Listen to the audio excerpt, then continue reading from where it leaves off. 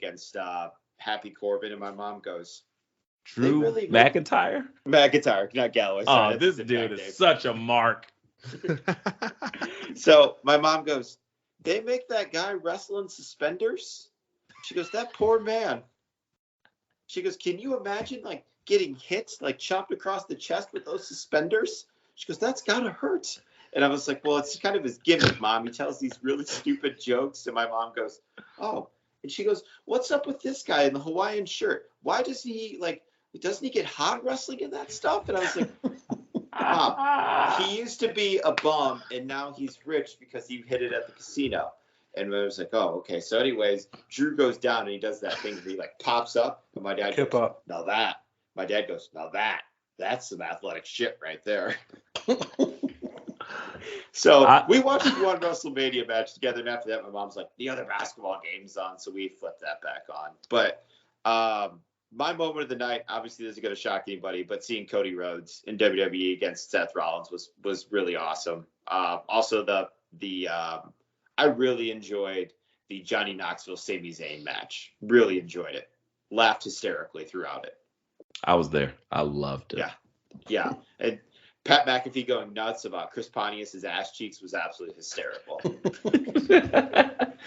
didn't get to hear that. That whole time, I'm like, Michael Cole, were you not like alive when Jackass was on TV? I'm like, that's all these dudes do is show their asses and get hit in the nuts. What is this? What? All right, A-Dub. Oh, and I did see really quick that they had Mae Young and Mark Henry's son's hand make an appearance too. Thank you, Jabo. Thank you. Yeah, see what you did there. Thank you. Yeah. A-Dub. Moment of the weekend for me. I mean, outside of the obvious Stone Cold stuff, it's got to be the Bianca Belair win because, like, I mean, we gotta apologize to some people who told us to let it play out after we were so pissed off about that SummerSlam loss from Bianca. We were not willing to let it play out, and they did. And this win felt right. It really did. Like, because it wasn't like a lot less of a moment. Because Bianca and Sasha, to me, that moment is more important than Bianca's win is. To me, this win is more important. Also, another highlight for me is the McAfee vertical to get to the top rope to suplex Austin Theory was thoroughly impressive. Thoroughly. After the backflip. Yes, after the backflip to get off the ropes. Right, the backflip from the top rope, land on his feet. Austin Theory looks, oh. He's like, yes. Jumps up there and then gives him a superplex. Come on, Pat Mac. Come on, man. It was great shit. And then he got clobbered by Vince's bat wings. Oh, slap. It was great. Dub, I do have to challenge you on one thing for sure. I think you're giving those people who said let it play out too much credit. They were just as egregiously wrong as the guy from Ups and Downs with Simon Miller saying, Bianca Belair, I just don't like her. I was like, shut your ass up. They were wrong for the simple fact that this match does not happen if Charlotte doesn't pull her cards to make it versus Ronda, because they really were trying to go a completely different route with all these matches. So Bianca Belair, essentially, they lucked up with, like, you know, how things moved into each other. They lucked up into this. That wasn't actually the original plan, which it was going to be, I think, Charlotte versus Bianca, and then Becky versus Sasha Banks or something like that. It was completely different. So that's even why I still, said like, let it play out. The plan has to be for Bianca to go over because they see the star power. So I think she would have went over Charlotte too. I mean, maybe, but we don't know because of how Charlotte pulled Charlotte. Charlotte just beat Ronda Rousey. Like, true. And that's what I'm saying. You can't say anything, but the let it play out, that would emphasize that this was all a part of some grandiose scheme, which we know it was not. They were just like, oh shit, who we got left? Oh shit, yeah, Bianca, she lost in 26 seconds. Let's just build a story around that shit. All right, cool. Sometimes the universe unfolds as it should. to quote a character from Harold and Kumar, go to White Castle. Yeah. Please don't quote the rest of that. Thank you. Thank you. BA, Oh what's your man. grade of this WrestleMania? I think in our chat I gave it a B plus. I'm leaning more towards B today Okay. as we sit here. And I think about the weekend. It definitely exceeded expectations. I was very down on this whole WrestleMania just because of the build and it's the random matches, even though we knew there were gonna be some bangers. I was happy. My pick on the pod last week, I don't know if you heard it or not. I remember it at least. I said that Pat McAfee and Austin Theory was gonna low key steal the show, and I thought so. well, I didn't expect Vince McMahon when I said that, but lo and behold, I think Pat himself held it down. Just showed that he's been doing this for a while. They even had some little stories about how he came into wrestling. Triple H speaking very positively about him and how Pat usually goes about things he wants to do, which I thought I became even more of a fan of him this weekend or after this past weekend.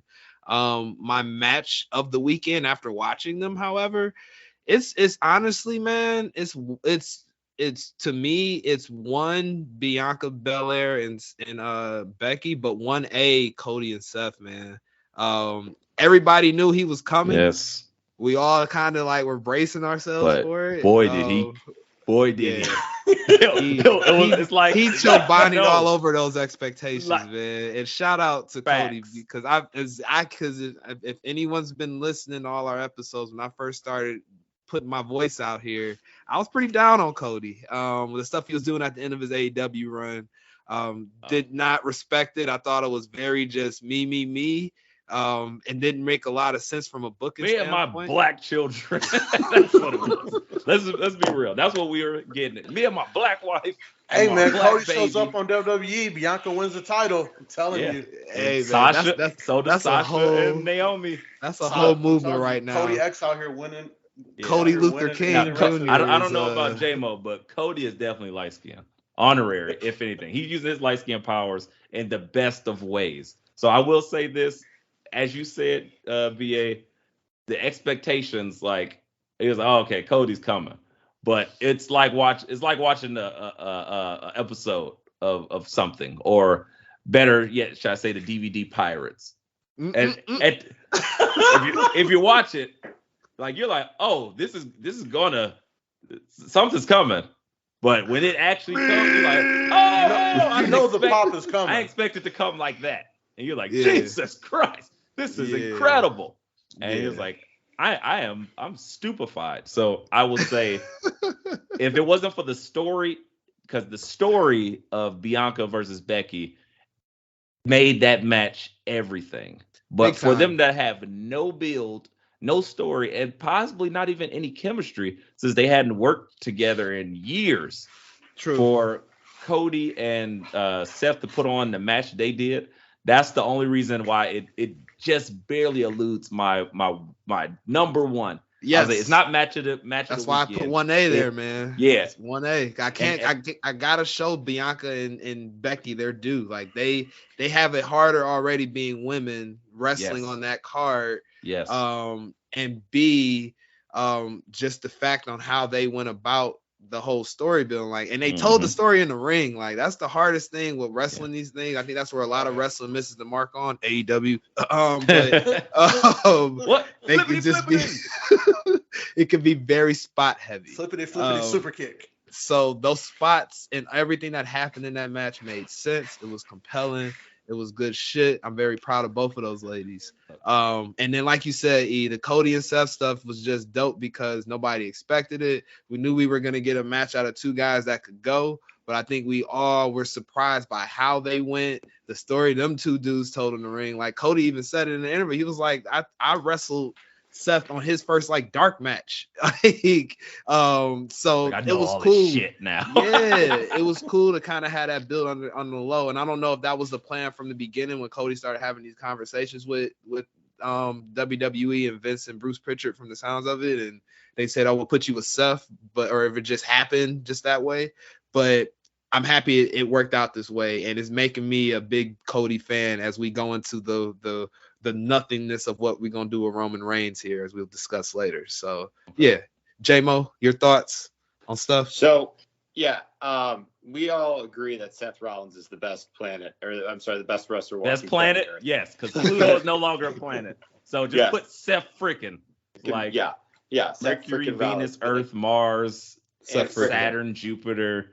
Yeah. Seth frickin'. Got it. Yeah, but like he did the little things right in that match. Seth did, where he's talking to Cody and he's like, "Welcome to the big time, bitch." But like it was just So the good. little things of that match made it just great. Oh, hey, I mean, even Cody felt, even though we know that we wanted Cody to turn heel so bad in AEW, but when he went out there and hit the crossroads once, and we see a kick, he's like, oh my gosh, he's about to hit the pedigree. He admits, like, oh my God, Triple H was my hero. So that's why it's almost, unfortunately, Triple H won't be able to like do that. This will be really long form storytelling. Triple H grabs his boots. Time to play the game. Retie him up. Pacemaker, baby. And then he really is a Terminator. So he came out with Terminator entrance because one of them is his exoskeleton. And now he wrestles Cody because Cody's his favorite. And he didn't realize it. That would be amazing. But since he couldn't, as we know, he got to do a lot of that storytelling in the ring with his match. And just to see the second crossroads, now I'm thinking, oh, he's going to pin him now. He picks him up, and I'm looking like, oh, what is he about to do? He starts doing the dusty jabs. And I swear my eyes got so big and watery, and I was like, oh, I can't hold it back. Yeah. He's been waiting so long to do that. Right? And the crowd erupts. The crowd got it immediately. It was everything that he fought so hard to I stood on my couch for keep in that. AEW. Oh man, it was amazing. To me, that broke me. I was like, oh God, it's so good. And I just exploded. I was so happy. So yeah, that was incredible to me. Other than that, I want to say definitely if I had to have a thought here, and you guys tell me if you agree or disagree. I remember we were having a conversation a few pods ago, like night one seemed very missable, but night one was really good wrestling. And night two was fucking sports entertaining as hell. And it's like, I wouldn't have been mad to go to Saturday. Or something like either way, you didn't really lose either way. The only way you lost is if you were hoping to see the New Day. Because neither night was going to give you that. So am I wrong there? Am I off? Not at all. I think Bianca and Becky exceeded expectations, which really helped out night one. I mean, we all expected them to have a good match. That was a great match. That was Becky's best match. Okay. You and disagree? also, no, I gotta have some time to process that. She hasn't had a banger like that in years, man. Like Yeah, ever. you might be right. I was like, she's sorry. I apologize because I'm just so hyped right now. Fuck. Start. I will say that Becky and Cody's best matches ever. That's why it did it. Those things hit at the right time because Becky has had some bangers. She was in some shit with Sasha and or Charlotte and Ronda. All these good matches where Charlotte's typically the ring general. Becky came to play, and her chemistry with Bianca was incredible, and they lit each other on fire. And I think this is by far Is that her match best better than the triple threat at Mania with Becky, Charlotte, and Sasha? Yes. Oh, 100%. Yeah. Yes. I think that was because it wasn't clunky. It wasn't even clunky. Yes, I was about to say it was clunky, and that match fell victim to, I feel like, what matches fall victim to, period, like the main event one from this year, the marketing of it, the greatest main event of all time. Like, how can you live up to that, especially the way it is? Well, in fairness to the main event this year, Roman got hurt at the end. But So was they it probably had gonna to really? cut 10 minutes off of that match. But was it really? What did they cut off? 5 more spears. Yeah, 6 exactly. more For real, E. drive-bys. Thank you. I'm sick of people 18 saying that crap. Superman punches. Because Like, we come all on. know, like we said